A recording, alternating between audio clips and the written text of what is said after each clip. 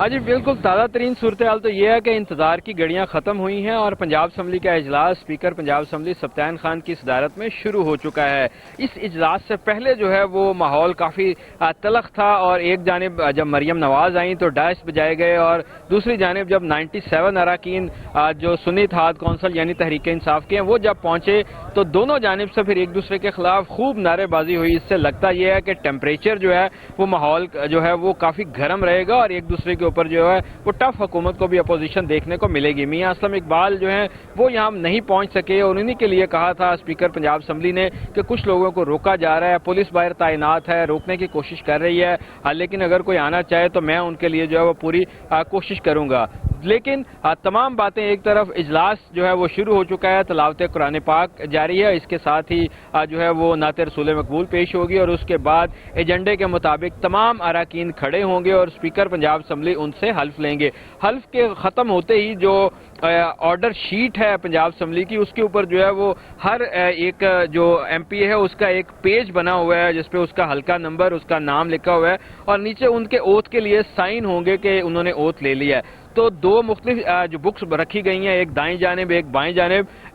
PP 1 से लेकर PP 150 तक जो है वो राइट साइड पे और PP 151 से 300 एंड अबव तक जो है वो लेफ्ट साइड पे उस बुक पे बारी बारी उनके नाम पुकारे जाएंगे और वहां पर वो अपना सिग्नेचर करेंगे और उसके बाद वो रुकने पंजाब असम्बली करार पाएंगे। कुछ ऐसे अरकान है जो दो मुख्तलिफ नशिस्तों से जीते हुए हैं, तो जिस नशिस्त का वो नाम नंबर जो है वो उस बुक में दर्ज कर देंगे उसी के वो MPA कंसिडर होंगे। दूसरे नशिस्त जो है वो खाली तस्वर की जाएगी और उसके बाद पंजाब असम्बली भी लिख के भेज देगी कि ये नशिस्तें जो है वो खाली करार पाई हैं। लेकिन आज का दिन जो है वो डेडलॉक भी पैदा हुआ एक जानिब स्पीकर पंजाब असम्बली और हुकूमत के दरमियान, क्योंकि स्पीकर पंजाब असम्बली का ये कहना था कि अभी हुआ ही नहीं है, रिजर्व सीटों के जो है वो नोटिफिकेशन नहीं आए, माइनॉरिटी सीटों के नोटिफिकेशन नहीं आए, तो मैं कैसे जो है वो स्पीकर का, डिप्टी स्पीकर का इलेक्शन करवा दूंगा। जबकि हुकूमत की मरियम नवाज और दूसरे लोगों की कोशिश थी कि आज तमाम प्रोसीडिंग मुकम्मल हो जाए, इसीलिए यहाँ पे जो तैयारी नजर आई थी, हर तरफ फ्लड लाइट्स यहाँ पे लगाई गई थी, जनरेटर के इंतजाम किए गए थे ताकि आज तमाम कार्रवाई जो है वो मुकम्मल की जाए। अब जैसे जैसे इजलास आगे बढ़ेगा उसके बाद जब सिग्नेचर होंगे तो उसके बाद फैसला होगा कि आया जो आपस में इनके बातचीत चल रही है उसमें कोई डिसीजन हुआ है या नहीं हुआ और क्या आज के बाद ये इजलास खत्म होकर कल या मंडे तक जाएगा स्पीकर और डिप्टी स्पीकर के इंतखाब के लिए, या आज ही सारी कार्रवाई मुकम्मल कर दी जाएगी। जी ठीक है, आप साथ रहिए। साकिब सलीम, आप कहिएगा क्या सूरत हाल देख रहे हैं? इजलास शुरू हो गया है, अरकान की तादाद के हवाले से भी बताइएगा। जी बिल्कुल, जो है इस टाइम पंजाब असम्बली का पहला इजलास जो है वो शुरू हो गया। अरकान जो है वो अभी तक जो है काफ़ी तो अंदर पहुंच चुके हैं, बाकी अभी भी इनके आमद का सिलसिला जारी है। अगर हम बात करें बाहर सिक्योरिटी पॉइंट ऑफ व्यू से तो जितनी गाड़ियां भी अंदर दाखिले की इजाज़त दी जा रही है उनको चेकिंग करने दी जा रही है। मुस्लिम लीग नून के वो अरकान है वो तहरीक इंसाफ के थे, वो आज़ाद थे, जो भी अरकान की गाड़ी यहाँ पे आ रही है शनाख्ती कार्ड और तमाम चीज़ें देखने के बाद जो है उनको दाखिले की इजाज़त दी जा रही है और उनके साथ जो दूसरी गाड़ियाँ उनके जो दूसरे करीबी अजीज़ों कारब है उनको दाखिले की इजाज़त नहीं दी जा रही। अब तहरीक इंसाफ की तरफ से जो नामजद उम्मीदवार हैं वज़ीर-ए-आला पंजाब के मियां असलम इकबाल, वो अब तक यहाँ पे नहीं आए हुए। जैसे कि मियां असलम ने बताया कि अंदर जो है अवान का माहौल गर्म हो चुका था, इसी तरह बाहर भी माहौल काफ़ी गर्म है। 1500 से ज़्यादा पुलिस एहलकार सारी सूरत हाल से, किसी भी किस्म की हंगामी सूरत हाल से निपटने के लिए यहाँ पर तादाद है। 600 से ज़्यादा डॉल्फिन के एहलकार यहाँ पे मौजूद हैं, SP डॉल्फिन यहाँ पे हैं, DIG ऑपरेशन अली नासर रिजवी यहाँ पर है और वक्फे से जो है वो उसको कारकुनों को बता रहे हैं कि तहम्मुल मजाजी से काम लें, क्योंकि PTA तहरीक इंसाफ की तरफ से कॉल दी गई थी कि यहाँ पर मुजाहरा किया जा सकता है, जिसकी वजह से प्रिजन वैन्स भी यहाँ पर जो है सुबह से यहाँ पे मौजूद है और वाटर कैनन जो बोजर होती है वो भी यहाँ पर मौजूद है। लेडी एहलकार खवातीन भी यहाँ पे कुछ मौजूद थी जो यहाँ पे अंदर दाखिले की उन्होंने कोशिश की, तो SHO वुमेन जो है हाजन आसिया वो समेत 40 से ज़ायद लेडी एहलकार भी यहाँ पर ड्यूटी पे मौजूद हैं और जो खवातीन को अंदर जाने की इजाज़त नहीं दे रही क्योंकि वो गैर मुतलका है। तो इसी वजह से अगर हम बात करें तो ओवरऑल यहाँ पर कोई कारकुन यहाँ पर कुछ शुरू में आए थे और लेकिन उनको DIG ऑपरेशन ने खुद जाकर जो है फुटपाथ से भी बैक साइड पे कर लिया था कि आप पंजाब असम्बली के इतराफ़ में किसी किस्म का कोई हंगामा रही शोर शराबा आप नहीं कर सकते और ना ही किसी कारकुन की गाड़ी में बैठ के न जाने की आप कोशिश कर सकते हैं। तो मुतलका अफराद का दाखिला दिया जा रहा है। डॉल्फिन की फोर्स भी यहाँ पे मौजूद है, पेट्रोलिंग पुलिस भी यहाँ पे मौजूद है, जो है यहाँ पर लेडी एहलकार भी यहाँ पे मौजूद है। तो सिक्योरिटी के इंतजाम इंतहाई सख्त किए गए हैं। कोई भी गैर मुतलका गाड़ी को भी पंजाब असम्बली की हदूद में खड़ा नहीं होना जा रहा। ट्रैफिक वार्डन्स भी यहाँ पे मौजूद है और लिफ्टर के जरिए गाड़ी को उठा के साइड पे किया जा रहा है। मीडिया के लिए भी जो है स्पेसिफिक रास्ता दिया गया हुआ है और अरकानी असम्बली के लिए माल रोड पर चेयरिंग क्रॉस वाला रास्ता दिया गया और बाकी तमाम जो शहरी हैं वो पंजाब असम्बली की बैक साइड और उसके अतराफ के अंदर नहीं दिया जा सकता। ट्रैफिक वार्डन ने ट्रैफिक पुलिस ने सुबह से ही उनको जामिया प्लान देकर उनको डायवर्शन दे दी हैं ताकि किसी किस्म की कोई हर्डल यहाँ पे क्रिएट ना हो। और अभी तक सूरत हाल जो यहाँ पे देखा जाए तो सिर्फ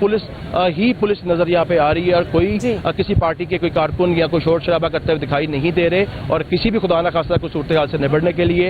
यहाँ पर मौजूद है। अगर हम बात करें मियां असलम इकबाल की आमद के हवाले से तो डीआईजी ऑपरेशन अली नासर रिजवी से इस हवाले से जो है बात की गई तो उनका कहना था कि उनके सुनने में आया कि उनके पास कोई हिफाजती जमानत मौजूद है क्योंकि मियां असलम इकबाल 9 मई के जलाओ गिराओ केसेस के अंदर जो है वो इश्तिहारी करार दिए गए हैं। उनको मतलूब है, उनकी गिरफ्तारी के लिए पेशावर में रेड्स भी की गई थी, उनको गिरफ्तार करने की कोशिश भी वहाँ पे की गई लेकिन वहाँ पे हिफाजती जमानत दिखाकर जो है उनको गिरफ्तार नहीं किया जा सका। तो आज उनकी आमद मुतवक्का है तो पुलिस भी बिल्कुल रेडी है। अगर तो उनके पास कोई इस तरह के हिफाजती तहक़ीक़ात हुए, डीआईजी अली नासर रिजवी का कहना था तो ज़ाहिर बात है कानून के मुताबिक हम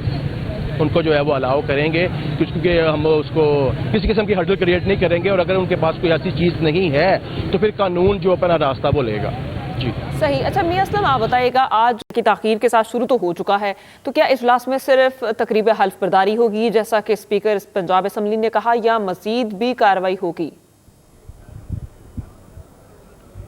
देखिए जी, पंजाब असम्बली का इजलास जो है इसमें स्पीकर ऑफ द हाउस यानी कि स्पीकर पंजाब असम्बली जो है उसके पास तमाम इख्तियारात होते हैं कि वो एजेंडा किस तरह तय करेगा, वो इजलास को किस तरह चलाएगा। और स्पीकर पंजाब असम्बली की ये स्वाबदीद आप समझ लें कि होती है कि वो हल्फ लेने के बाद जो है वो इजलास मुलतवी कर दे या स्पीकर और डिप्टी स्पीकर का अनाउंस जो है वो इलेक्शन कर दे और इलेक्शन अनाउंस होने तक और उसके बाद उसके रिजल्ट तक और हल्फ लेने तक वो स्पीकर होते हैं। जैसे ही नए स्पीकर का हल्फ होता है वोटिंग के बाद तो पुराना स्पीकर जो है वो फारिग हो जाता है। अब यहाँ पे सूरत हाल ये है कि पहले ही वो कंट्रोवर्सी जो है वो डेवलप हो चुकी है। जो सप्तान खान है उन्होंने बाहर मीडिया से जो गुफ्तगू की और जो मेरे साथ भी बात हुई उनका ये कहना था कि मैं कैसे स्पीकर और डिप्टी स्पीकर का इलेक्शन करवा दूं क्योंकि यहाँ पर जो है वो तादाद ही पूरी नहीं है। यहाँ पर लोग जो है वो